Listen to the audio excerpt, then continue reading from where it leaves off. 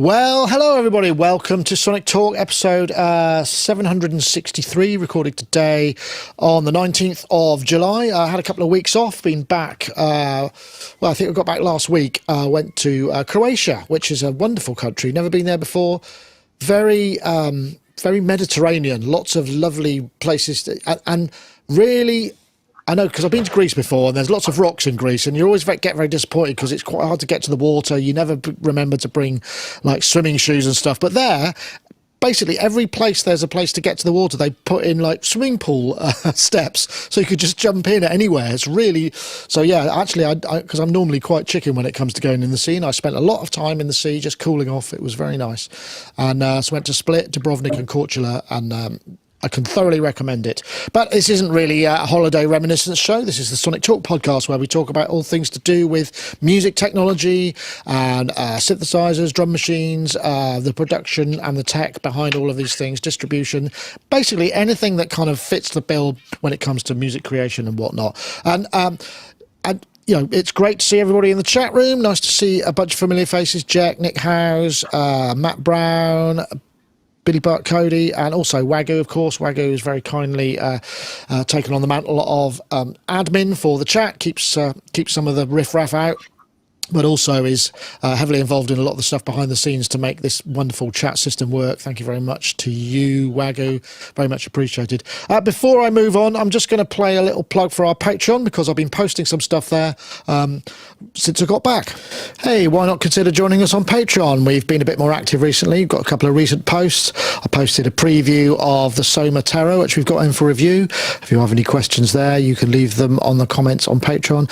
Also posted first of our 360 camera walkarounds from the recent Gearfest UK show. Not only that, but you'll also get ad-free content of everything that we post monetized to YouTube. You get access to the Sonictalk pre-show. You get samples and exclusive video, some audio stuff as well. And if you post before the end of the show, you'll get your name in lights. That's assuming you go for the upper tier, which is $6 a month, which is barely anything, really. Anyway, thank you very much for consideration. And for those of you who already support us, we appreciate it. And for those of you who are considering supporting us, thanks again in advance. Back to the show. Yes, indeed, back for the show. In fact, we've got, for those of you who might be in a position and interested, we do have a spare sponsor slot. We've now just down to one, our friends at iZotope, but if anybody's interested, just get in touch with us and I'm sure we could work something out. Or if not, don't. That's fine. Anyway, we've got a guest this week. As I say, summer is quiet. People are on tour. People are on holiday. People are looking after their kids, all that sort of stuff. So I'd like to welcome Mr. Yoad Nevo, who's there in Nevo Sound in his marvellous air-conditioned studio, which, as the world burns everywhere, must be a great comfort to you, Yoad. How are you? It is indeed. I'm great, thanks. And always good to be here. Yeah, well, it's nice to have you. I don't know if you are you busy working, or are you kind of taking your foot off the gas for the summer months? I'm trying to do as much as I can, and then there's family. So we're gonna travel a bit and be here a bit. But there are things to do. So even when I'm on holiday, I never not taken a laptop and kind of worked as well. I don't know what it's like even. So, but it's in moderation, and it's good because it allows me to. Obviously, with my daughter, it's kind of school holiday related mostly, but it allows me to just go with my partner Melissa occasionally and keep working, kind of thing. So it's not like designated holidays only, but that means that during the official holiday time, I have to continue working. So it's kind of, yeah, I suppose the flexibility of remoteness means that you can do more of that, more traveling and more working away. But it just means those are short, perhaps a little shorter days, or you do it in siesta time or whenever. Yeah, I can yes, kind of. I was thinking that one of the places we stayed in in Croatia, in Dubrovnik, had really fast broadband.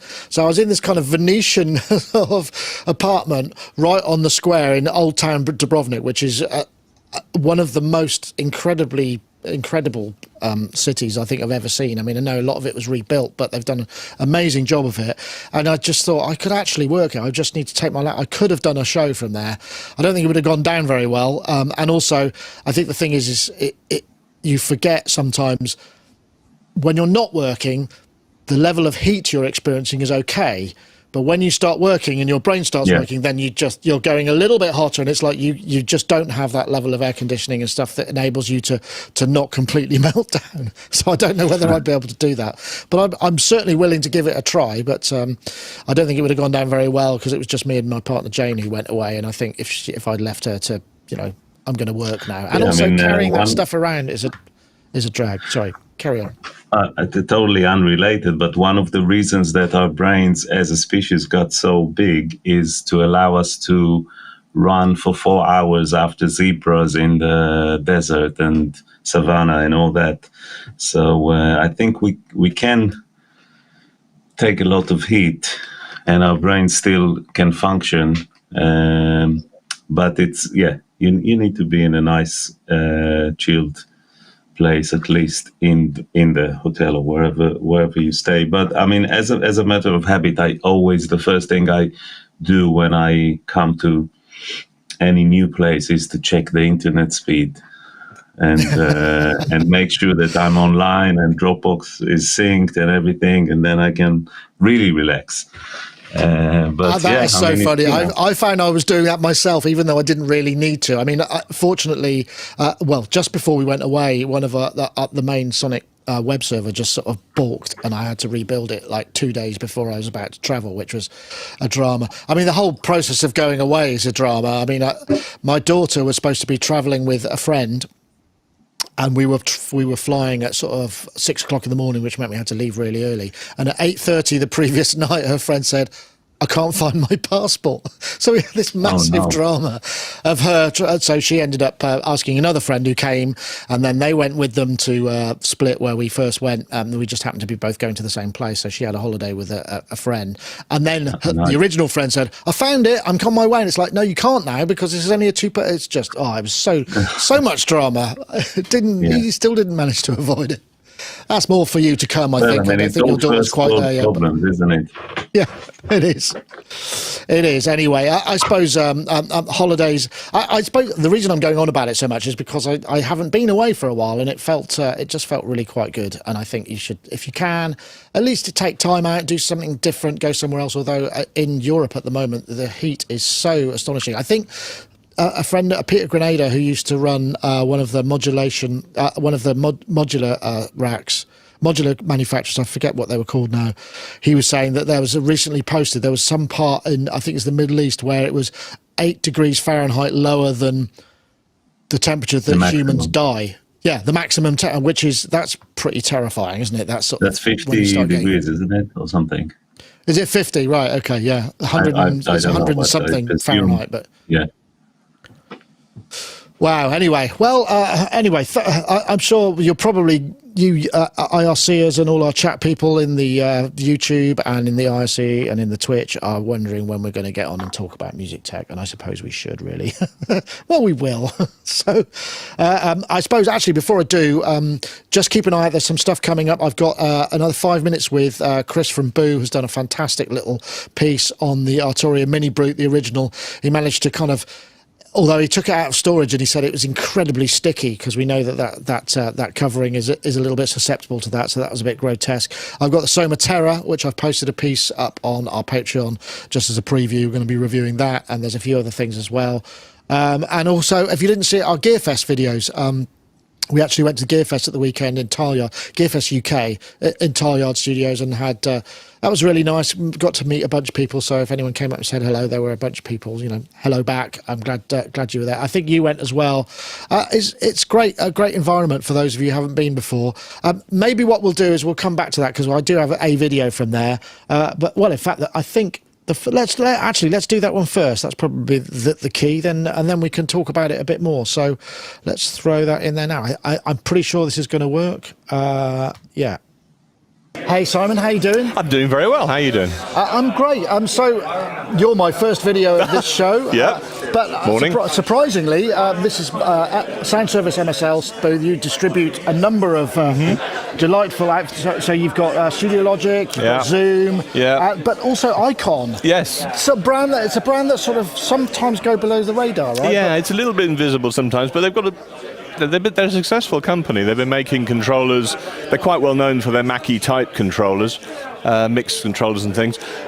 And this year, the new generation's coming out. This isn't out yet. It's coming out in the autumn. So it's a scoop. It's a scoop. Woohoo! It's a brand new.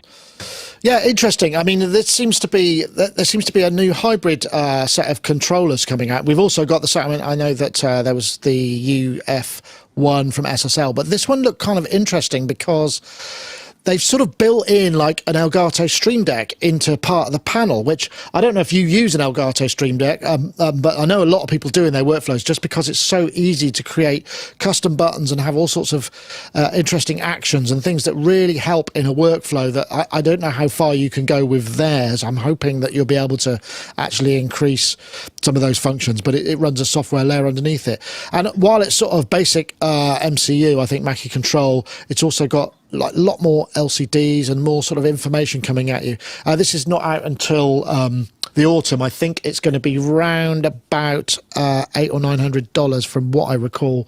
I think I got that right.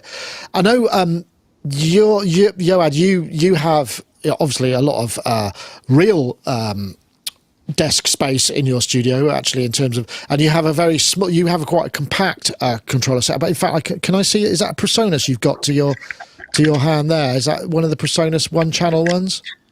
Yeah, so I have, I managed to kind of narrow it down to just the PreSonus, which I mainly use for the Dolby Atmos. So it's actually connected to a different computer which runs SoundGrid, and so all the audio from all the computers gets mixed there, and I have a lot of it's quite a complex setup with 4 computers. So it basically serves as the sound card of 4 computers. It can do 8, okay. But at the moment it's 4. There's one in the live room, 2 here, 3 here actually. And, it's just an Ethernet cable, so it's very convenient. But this controls the Dolby Atmos setup, so it's very convenient to just... It's like a master volume, or you... Master volume for 12 channels, yeah, which is very hard to come by unless you have something like that. And I have the BCR 2000, which you can't see, which controls all the synths and stuff. So it's mainly that, and I'm quite happy with. And I have this knob. I always forget what it's called, but it's called knob NOB. And this is really nice because it serves as a mouse hover thing, so you can, and I actually prefer this way of working over a dedicated controller, because my problem with controllers is that you have to look at the controller, especially if it has a screen. You look at the controller, and then you look at the screen, and then you move the mouse, and then it's like too many things to focus on. And with this, I still use the mouse to kind of navigate, mostly plugins, because that's where the benefit of controllers really lies. Or it could do faders as well, but I can just I use the mouse to just go to the knob I want to turn, and then I turn it with here. So that's very convenient. One really high quality knob, right? Yeah, and it's a kind of 2-hand operation, but my eyes are on the screen at all times. So this is However, later down that video that he started showing, he talks about a mini version Yeah, of that's that more like the controller. PreSonus, yeah. Yeah, V1, I think it's called. V1X. V1X, I think. No, And this is really, no, Pico? iCon, yes, I think it might be Pico. and this is really interesting for me because it has, it has a small footprint, and it has 8 faders and 8 knobs, and it seems like it could well integrate with the DAW and stuff. I'm kind of a key command freak. I've been working on Logic and Pro Tools, and I mean Pro Tools comes with its own key commands which you can't change, which is it's good for compatibility, so you can go to any studio and it will behave in the same way. But my Logic key command set is something that I've developed and keep developing over years and years, and I can't, it's almost like I don't know Logic without the key commands. I don't know, I wouldn't even know what to do if I have to start looking at stuff in the menus. I'm obviously exaggerating, but it's a very integral part of my workflow. And to enhance that, I use Keyboard Maestro, which is like a quickie. You can write scripts and key commands and things like that. And I have things like Command and 1 to 8 will set up an auxiliary. Like Command 1 will set up an auxiliary 1 command, And in the same way, I have all the Alt and the numbers 0 to 9 will set a compressor on insert 2, and Control and 0 to 9 will set an EQ on insert 3. So setting a mix is really easy because I know I want this compressor, and I remember which one it is. Like the CLA to A is 2. The Pultec is 5, and so on. So I know how. So like EQ, compressor, and sends. That's it. I don't have to scroll through the list and everything on every channel and things like that, which makes the work and also things like expanding and what they call it, the detector, the thing on the side where you see the track information, the inspector. Yeah.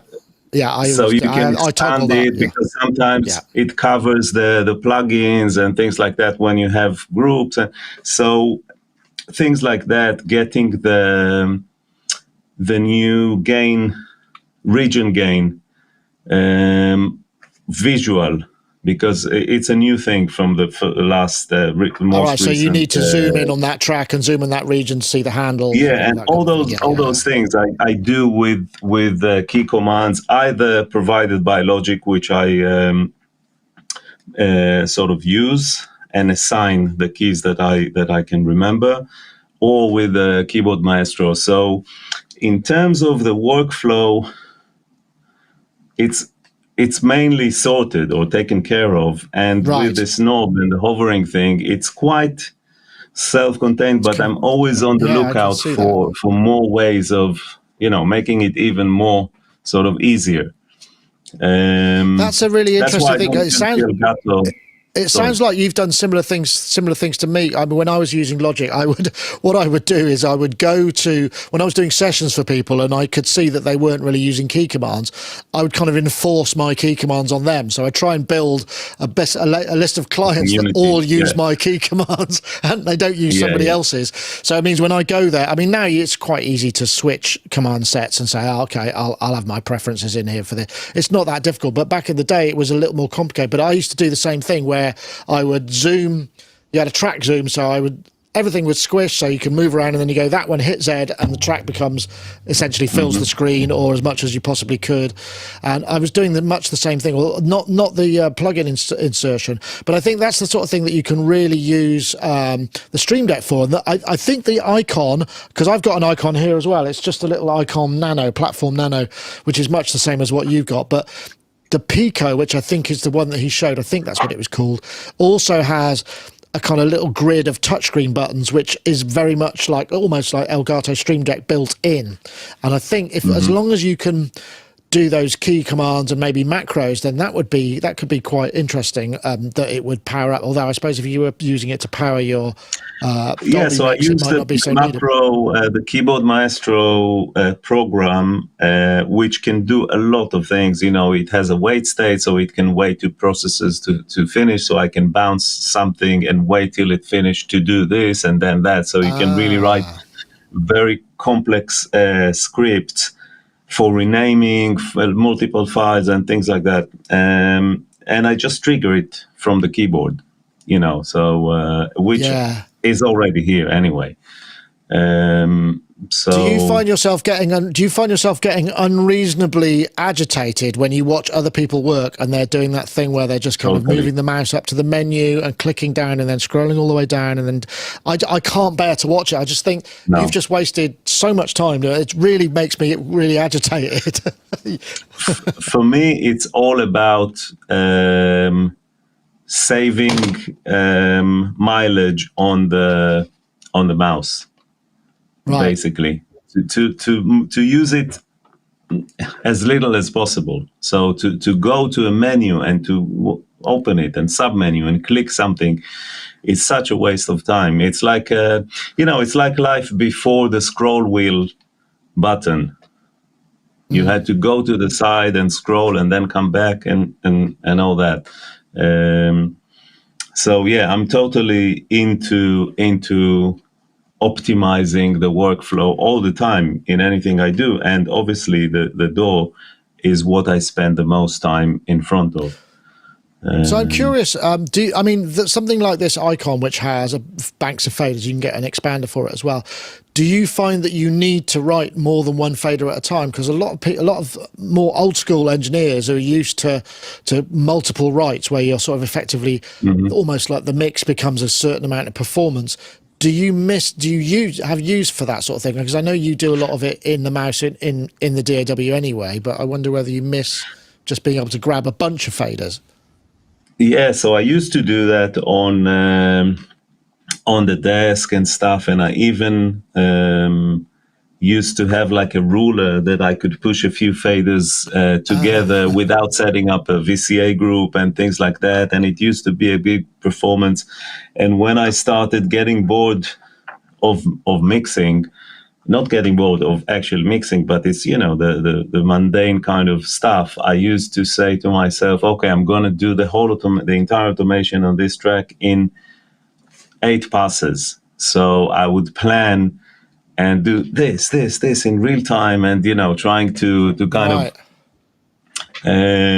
so yeah. But when it's offline and when you can just draw the line, and if you need to be very creative, you can use one fader or assign the control wheel to the mod wheel to whatever the auxiliary send. It's usually you just need one thing but I have to say that I'm doing it quite well with the mouse. Yeah, fair enough. Interesting. I wonder, because I think people like, I think part of the reason for these larger control surfaces is almost to kind of make an in the box studio seem somehow more impressive and perhaps worth more per hour to hire. I don't know. There's an aspect. I think there might be an aspect of that too, because when you see those things, you think, oh, that would be great, have all those moving faders, but actually it's not in practice all that useful, I find. I mean, I suppose if you just did something and would maybe recording a whole performance and that was your thing, then maybe that would work. But then if you have to go back in and edit any of that, is it quicker to do it from scratch, bit by bit, or go in and edit? I don't know, but it's an interesting thing, and obviously there's still quite a lot of market. I mean, iCon make a bunch of these things, and now, this is just the next iteration, but it looks like they're taking it a little bit further because, I mean, it feels like MCU and logic control, that's been around for a really long time. I mean, that's kind of pretty much 20 years or something.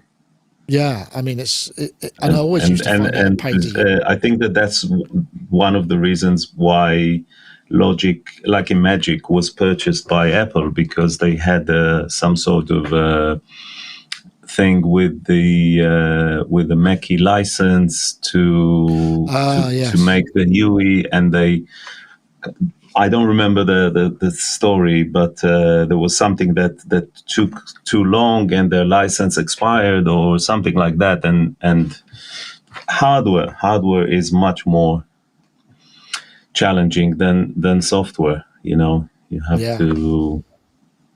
Absolutely. Well, this is available in the autumn, and if you are a controller kind of person, it's probably worth checking out, though. I think I might have a look at one of those knob things, or have a mouse rollover, because I think that would be seems like quite an intuitive way to work. I am going to look at the micro one, which I think you mentioned in a video is like $299 or something like that, without the screen. There's like an add-on screen, which is like the Legato kind of launcher, which I'm not sure I need. But the basic unit, it has a very small footprint, and it looks like it's modern, and it can do a lot. So I'll definitely look into that when it comes out. Okay, cool. All right, well, we'll pass on to another topic. Before we get to our next topic, I want to have just a brief mention of our friends over at iZotope. iZotope. Discover the Music Essentials 2023 bundle, which is currently active. From ideation, never heard that one before, to mastering. It's all packed with instruments, effects, plugins to inspire you. It's everything you need to make music, from Playbox Unique, randomized sound to ozone elements, in all-in-one easy mastering tool. For every purchase, they'll be donating to Beats by Girls, helping empower the next generation of women and gender-expansive people through music technology. And that's all for $49. And don't forget, if you have the code Sonic10, you should be able to save an extra 10% if you go to iZotope.com/Sonictalk. And once again, we thank iZotope for sponsoring the show. Much appreciated. Right, so what's next? Well, maybe if we go to... we'll go back one, because, I mean, this was on display at the show, which we just went to, which is it's in its second year. This is Gearfest UK, not to be, because I think Gearfest is a Sweetwater thing, isn't it, that they do in the summer. And Gearfest UK is a separate thing, not affiliated in any way. And it's a great complex out there. I mean, it's a really interesting space they've got there. I mean, it's somebody, they were going to, the story goes that the investor was going to spend a load of money and just build a hotel on it. But actually, they decided they wanted to create a kind of creative hub. So the whole site has got lots of, it's got swanky offices and studios, and the Tileyard Studios you can hire out lots of different rooms. I think Ableton have got a place there, Spitfire obviously there. There's a whole bunch of other companies that are in those spaces, and it just feels like a really good one of those kind of big creative spaces to do, and that's where they run the show. So it's good. Have you been there before, Yoad, or was this your first time this week?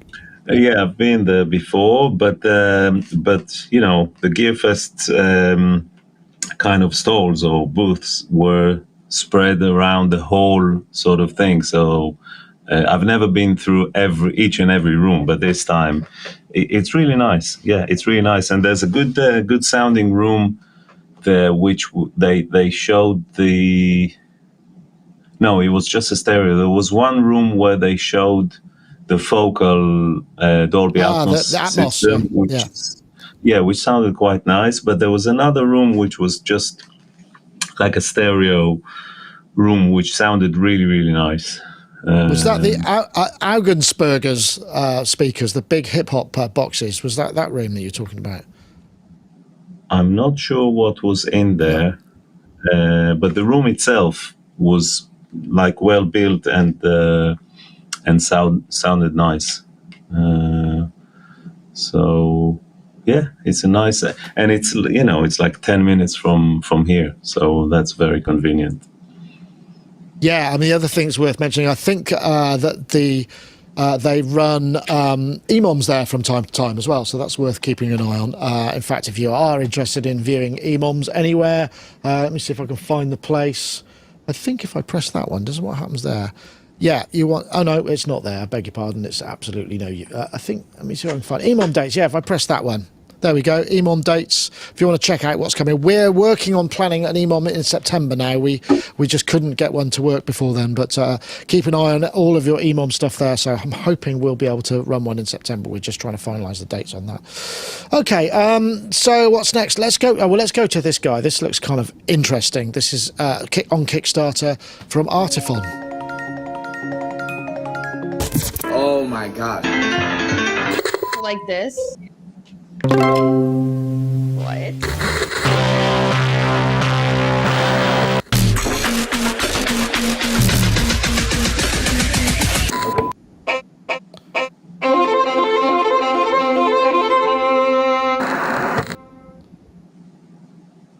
This is from the people that brought you the Orba, which was the little handheld thing, which had a little looper in it and a built-in synth. It was quite basic. I think it had a few parts in it. This guy has got 12 capacitive sensitive pads, and it looks a bit like a guitar neck. It's quite an interesting sort of concept. It's got a built-in looper. That I hadn't checked. They didn't launch that long ago. They've already reached nearly $250,000, which seems to be. I think this has got to be a great business idea. You basically make a video that's a compelling-looking musical instrument doodah or controller or chord thing, and they all seem to raise enormous amounts of money. So there's a real.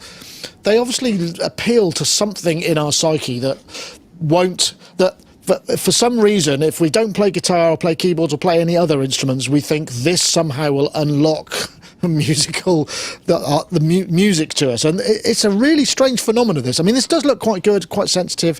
Better than the Artiphon Orba I found a bit weird. This looks like a lot more playable. It certainly worked on me. I really, really want it. And I'm going to get it as soon as I'm going to, support them. And there was a similar thing, like similar kind of size and shape. Was it a jam stick? No, it's maybe. The jam stick, I think, is a full-blown guitar thing. It's like a guitar, yeah, that's true. I think that thing was, it had like a soft keys and something that looked like a guitar neck as well. And I wasn't so impressed by that. But this thing, if, and I'm sure some of the videos, except for the guy at the office doing the drum thing, which looked dubbed kind of, the rest of it seemed real. And it seems to have a really nice touch. It's basically Osmos on a stick. That's a great in a way. It, yeah. And the thought of being able to strum MIDI is a great, and especially. So I think that what they're doing here is that they're taking the best parts of GarageBand for iPad, which has amazing playability feel, with the strings and the arpeggios and the strumming and all that, and they're putting it into a hardware which can live outside GarageBand and things like that. So it can run anything, MIDI and MPE as well. And I think it's really, really interesting. I like stuff like that. That's why I have the Continuum Mini. Got that. I'm not a pianist, so I don't need too many keys to get. I just need something to allow me to use the expression in a continuous way, sort of kind of like aftertouch or slides or things like that. And it's always nice to have like a chord engine. I'm not sure how much detail you can dive into with a control software. But even this has got an instrument built in, hasn't it? It's got sound sources built in. I think it's got a built-in looper. It's got 6 triggers, onboard synthesizer engine and sample engine, built-in speaker, accelerometer. I mean, so it's essentially like the Orba, but with in a more useful and maybe kind of applicable sound physical application. I think from what I remember with the Orba, the editor was a little bit shonky. It didn't really kind of feel very compelling to create sounds on it, but certainly as a control, I don't know what the resolution is, because I mean obviously with things like Osmos and the Harken Continuum Mini, they've got very, very high resolution. If this is working at MIDI or above, then it could be very interesting for that kind of thing.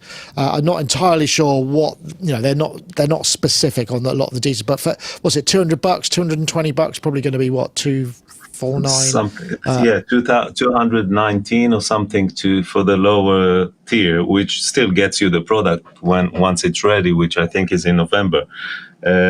So yeah, I mean, out of everything that I've seen in recent years in that sort of size or form, this is the one that really interesting. Yeah, the video was very effective on myself, I have to That's say. interesting, isn't it? That we all have cupboards full of these kind of great ideas that actually in practice you find very, I mean, it has to have, the things it has to have is an ease. The problem you have with USB controllers is if you want to control anything hardware, you have to have something to plug it into and then translate that into something that a piece of hardware will be able to talk to, whether that's a MIDI connection, whether it's a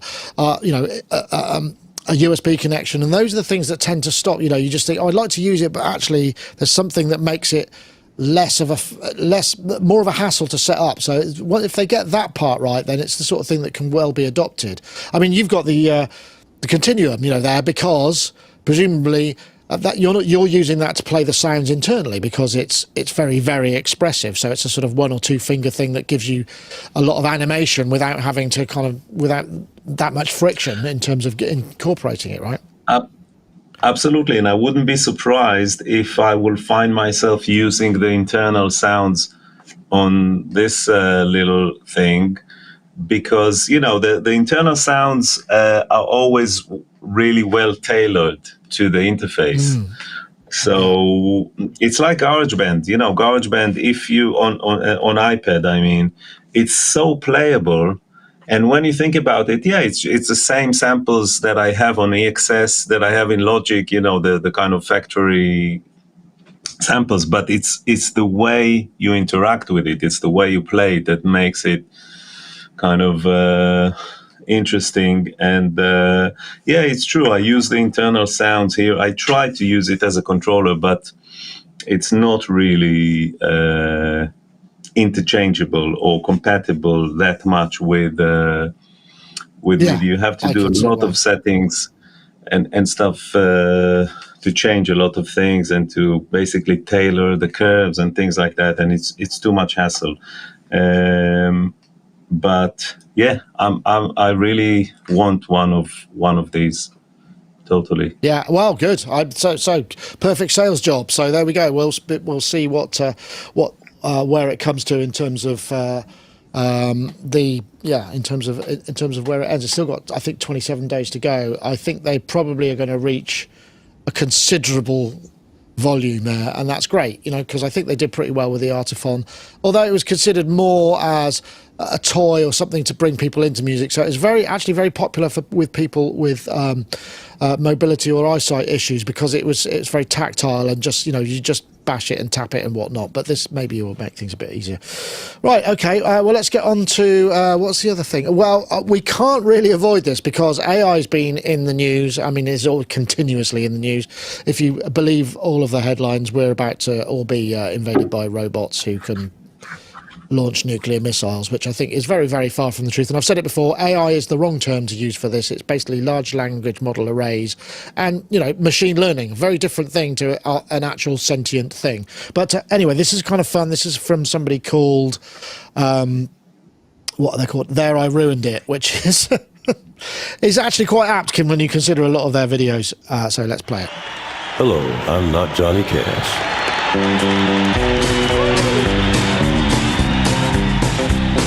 I'm a Barbie girl in a Barbie world. Life in plastic, it's fantastic. You can brush my hair, undress me everywhere.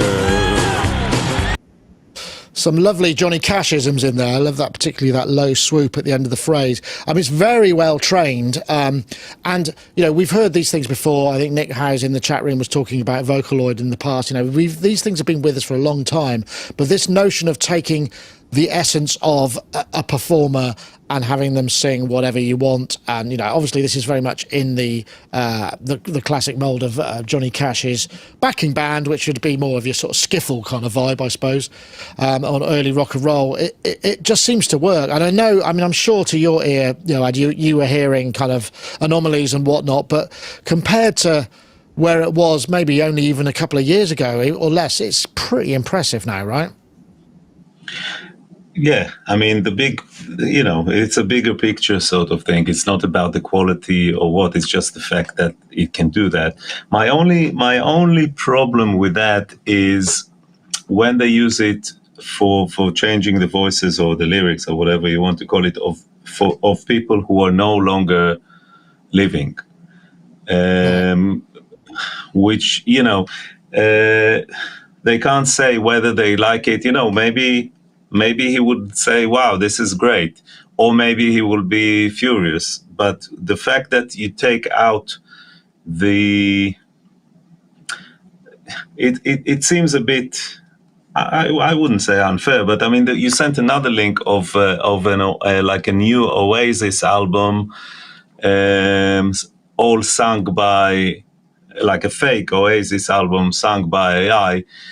This is something that I feel more comfortable with because it's a dialogue. You know, they can say, "Oh, this is great. This is funny. Oh, we hate it," or what, or you know what I mean. At least they have some sort of way to respond to it.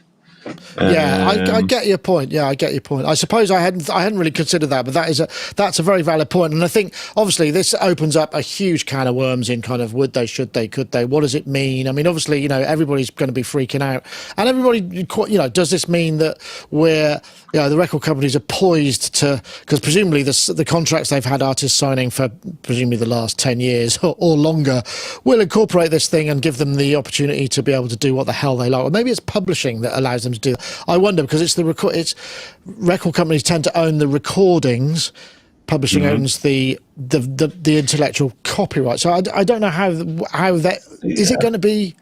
I mean, you're a record producer. I mean, has anyone approached you yet? Say, okay, we've got this idea for a project, and you've said, yeah, no thanks, or okay, I'm up. Or, you know, there must be people punting this sort of a thing around behind the scenes all the time, right, for actual commercial release. Yeah, I was involved in a project like that.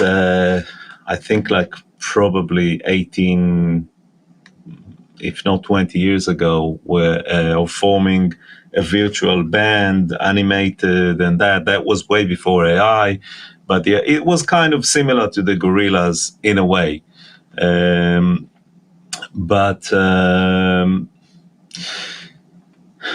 Yeah, I mean, it's a very big topic, this whole thing about creation and manipulation of voices, of lyrics, of music, of melodies.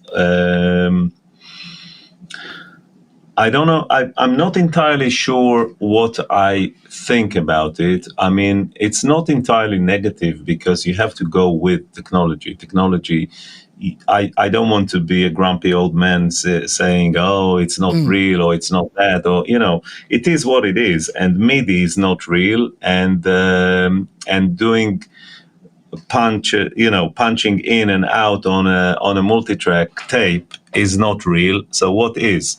So yeah, that's a fair point. What I do all my life is about smoke and mirrors. Like this is what I do. I produce music. I take something which is raw and I turn it into a product, and I use every means I can, whatever I can, to make it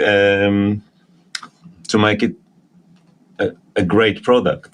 So so far I haven't come across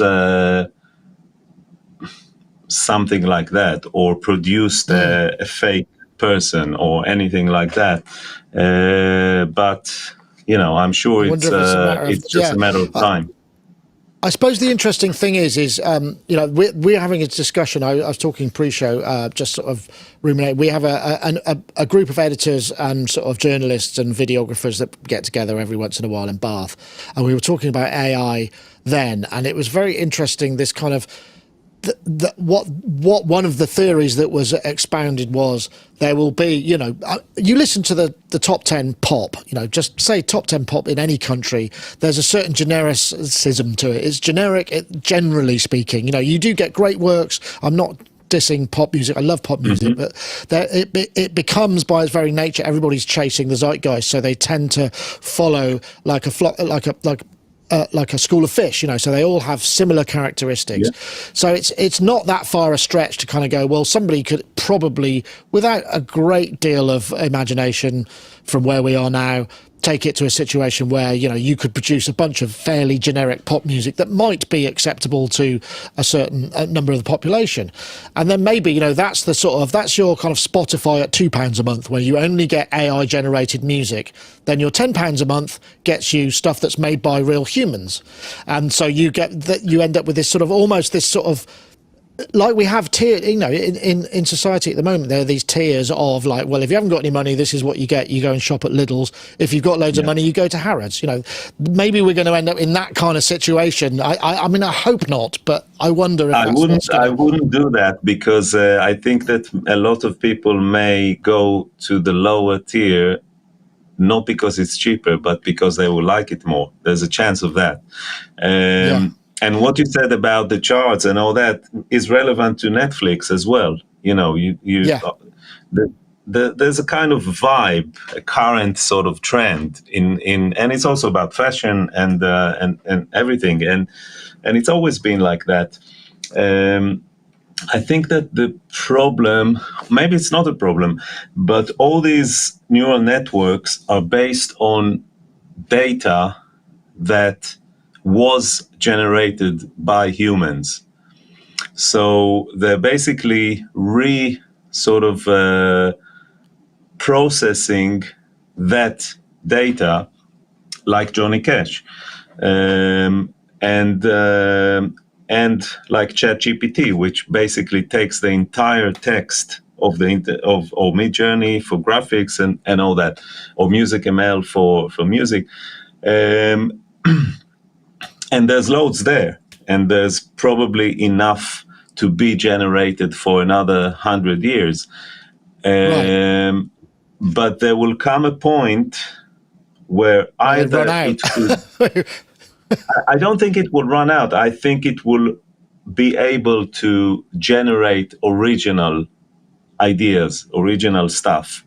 And that would be interesting. Although I have to say, there's this Pink Floyd Echoes AI sort of generated video clip. And it's mind-blowing. It's like the most artistic thing I've ever seen. And even the creepy stuff in there's some like weird images and it keeps evolving, and it's the most imaginative thing. And in terms of production value, to create a video like that by humans would be impossible. It's a life work.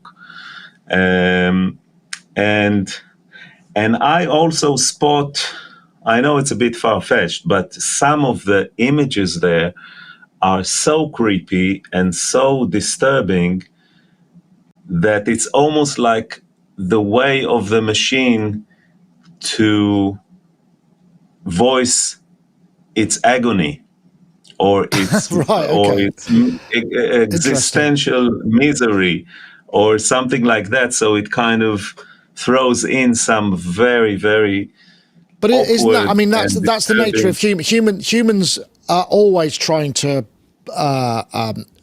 project personality and things onto inanimate objects. I mean, that's what we do. It's like, we do it with pets, we do it with our cars, we do it all sorts. We give them, that's just the nature of us to a degree. So I suppose, we almost sort of feel sorry for the computer when it's working so hard, maybe that'll happen in the future. I can't imagine it will. I mean, I think there are some interesting things there. I mean, one of the ideas of, once you get to once you've finished absorbing the entire creative output of the humankind up to now, the stuff that's then generated from that point on is only machine generated. So then does it just refer to itself and you end up with a kind of evolving loop that has no input? I mean, this is obviously theoretical. I mean, I think we're going way off piece when it's likely, but it's an interesting philosophical idea. I mean, when I was in Croatia, we went to see the work of a Croatian sculptor, Ivan Mestrovic, who, if you've never seen his work, honestly, check it out. He's one of the most prolific sculptors I've ever seen. You know, I'm not really that into sculpture. We went to his place, and it's full of amazing, amazing, amazing work. Some of it looks like, you know, Michelangelo, really beautiful sort of sculpture, and some of it's just really visceral and weird. Some of it's very modernist. It's some amazing works, and it's just like you can't imagine a computer coming up with that variety of stuff. And I mean, it could obviously be as it could be as prolific because there's nothing stopping it apart from CPU cycles. I suppose it couldn't 3D print all the sculptures. So there are certain things which are going to be much harder for AI to get involved in. I suppose if it's just data and bits, it's easier, perhaps. I don't know. Yeah, but is it about quantity or quality? Oh yeah, well, it depends who you ask. The way I see it, life is an algorithm. You know, from the very simplest kind of cell to the most sophisticated organism, they have the same motivation.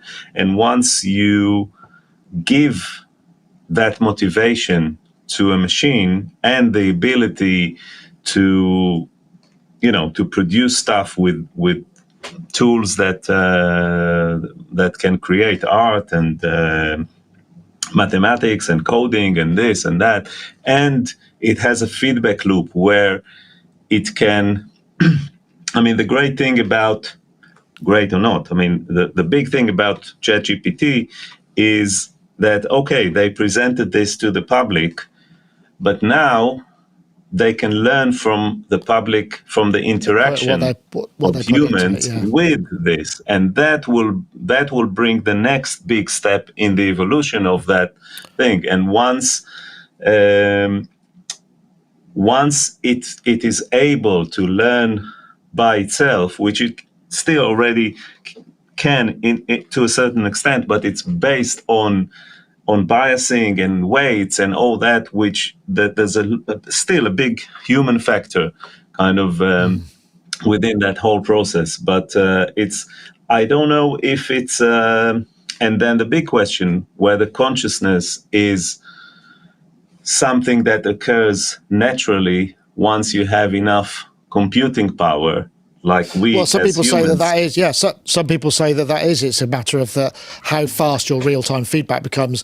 Almost, you know, there was an argument, wasn't there, that consciousness was just a matter of computing power, really, and that's an interesting approach. I suppose the thing that frightens me a little bit is, you know, if you take a large language model and there's algorithmic approach to it and there's weightings and biases, you are still ending up with a sort of mean, a median, a kind of flat surface, or we're smoothing off all the peaks of everything. It was like in the 90s when everything was mixed in Pro Tools on Rosettas, and they all sounded exactly the same. All that metal, all that new metal stuff just had exactly the same sound, and it got really generic really fast, and it was quite depressing. You know, there was no sort of breakthroughs. You'd get somebody who came in and was going, sod this, I'm not doing it this way, I'm going to do something completely different, you know, and I mean, like people like Mitchell Froome and Chad Blake, their engineering was much more organic and much more sort of dynamic, so it didn't sound all like that. And so and same with artists. I just wonder, you know, if we allow it to go too far, then by its very existence,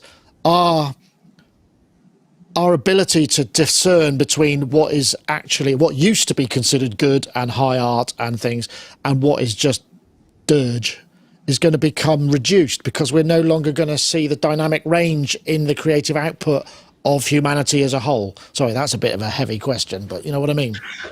Yeah, I completely agree with you. I think that the short-term solution to that is through legislation where you have to state this was generated by AI, so you don't fool people to think that it's humans generated. Yeah, that's a good idea. So that will like be food an labeling. interesting. No, because if you have I don't know 7,000 likes to this show, and they're all humans, that's one thing. But if you have 7,000 bot likes for this show, then it's a different thing. Damn, I've been busted. So yeah. so as long as you come clean and say, okay, this is generated by AI, and then it's like this Pink Floyd. It's not Pink Floyd, but it's Pink Floyd music. It's like that, which completely blew my mind. But I know it's AI at the same time, so I can appreciate. I don't think, oh, this is fake. This is not. How did they do it? I can judge it based on, or appreciate it, or hate it, or whatever, based on what it is. And I think for what it is, and other wonderful things that are created, especially visually, at the moment for me, there's some amazing things. But as long as I know it's AI, and I'm, like yourself, we're technology freaks. So what's not to like? Right. You know what I mean? It's just another step in that. It's a leap, but I suppose the danger is interesting times. We do. I suppose the danger is sort of maybe a final word. The danger is that, in the last maybe 10 years, music has become commodified. Content has become a commodity. It's not judged on necessarily its artistic merit. It's judged on its popularity. To a degree, more or less, because the media companies, the way they work. And I suppose the thing is, we just end up everything becomes so much more generic that if that's all we get, we won't be able to tell the difference. We won't know whether it's good or bad. But so I think labeling is a very strong argument for that. But even so, it doesn't matter. It's like, fizzy drinks are still incredibly popular, and we know that they're really bad for you. So, Exactly. No, that's why I said it's a short-term solution, because eventually it will be all kind of interleaved, and it is what it is. Interesting though. Okay, well, I mean, this will run and run. I'm sure every once in a while we're going to come up with even more stuff that's going to be surprising, and we go, because I mean, we've been here before with Melodyne DNA and the things that we could then do and change things that weren't meant to be that way in the original recordings. We've been able to do that for ages, and that's, I suppose, we didn't get too upset about that. I suppose the upsetness is somehow mimicking the consciousness or the creative, the spark that sets it off. That feels somehow quite threatening to a lot of people, and quite rightly so. But having said that, we've just spent another last 10 years in people announcing softwares. You don't have to be a musician to make great music. iPad apps, software apps. I mean, who knows? Anyway, yeah, I think I have to say that I enjoy. I enjoy the process, and I enjoy making tools for musicians or for engineers, or namely plugins, that utilize this technology, but still in a way that it's kind of hybrid. It's not like you sitting, drooling over the screen and just prompting, and that's your creation, but you still have tools that you can say are actually preserving the engineering sort of tradition, because it's when you create a prompt. Yeah, when you prompt music ML, then it creates a whole song. So the mix or the sound is not separated from the melody, right, or the chords, or it's one thing. So I would like people to still being able to mix, and apart, I'm currently working on a few very interesting projects that will allow people to. It's like a hybrid NI use. It's not sort of you use solution. the tools to overcome the hurdles, the technical hurdles of mixing, because it's hard for people, inexperienced people, to, you have 100 tracks. What do you do with it? How you don't end up in the red like after 2 seconds? And when you want more presence on the vocal or on the bass or whatever, whether you bring everything else down or up or what, and that kind of thing. And it's very interesting to face this challenge, because people are going to get more and more lazy, but I don't want them to just prompt. I want them to keep listening. It's important for me as an audio engineer to I agree. kind of maintain I this. suppose just as a counter, we've all been in the situation where we're working with a client who says, I have no technical knowledge whatsoever. It may be a creative for a visual who wants a soundtrack to the director sort of wafts a few random terms in your direction, which could be considered to be a prompt, if you like. And then we have to interpret them in some kind of way. And you go back to them and go, no, not like that, like this. I mean, it's the same negotiation process, except there's a human in between. And I suppose, depending on whether you're the director or the person who's making the, translating what they are, you would have a different opinion on whether AI would be beneficial in that scenario. Yeah, but still, in order to get to that state where the producer can give you or the artist or the A&R or whoever it is can give you like a bunch of high level comments, to know how to implement it, and even to know how to get to the stage where you have a mix to play to someone. I mean, there's a lot going on with mixing, and I know that a lot of producers, I call them users from the kind of plug-in manufacturing hat that I wear. They're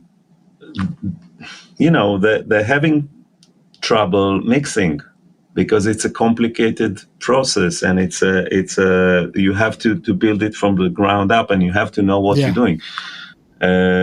So there's still a lot of interesting kind of hybrid solutions to that whole thing. I'll take that as a positive. I'll take that as a positive and uplifting note to end on, because I think that's a good thing. Yes, okay, let's take that as given. But that's fantastic. So Yoad, thank you so much for joining us. Thanks to everybody in the chat room. I know we got a little bit existential there, but that's just these things bring up these bigger questions and wider questions. We have to know what we want and maybe how we can deal with these things. But I'm sure we'll be talking about it a lot more in the future. So Yoad, what's next for you then? Are you going away, or are you going to be working from home, working from the studio for a bit longer on exciting projects? I'm here for the next 10 or so days, and then I'm off for some, not too long, with Melissa and with my daughter Tia, and we're going to meet. My dad is going to join us, so it's going to be fun. Oh, nice. But like I said, I'm going to take my laptop with me, because that's what I do. That's what I've been doing since, laptops could run audio. Yeah. Absolutely. Well, I hope you have a lovely time. And once again, thank you, everybody in the chat rooms. It's much appreciated. I hope you've had some food for thought and some interesting discussions. We'll be back next week. And now I'm back from the holiday. Don't forget, if you're interested in our Patreon, please join us there. Lots more stuff to come, and we'll be posting a lot more over the next few days and weeks and months. So see you all. I think I pressed this button. Does this button? Yes, there we go. We only got 2 up. But thank you very much, Yoad. We'll see you all next time. That was Sonic Talk, episode 763. Bye for now.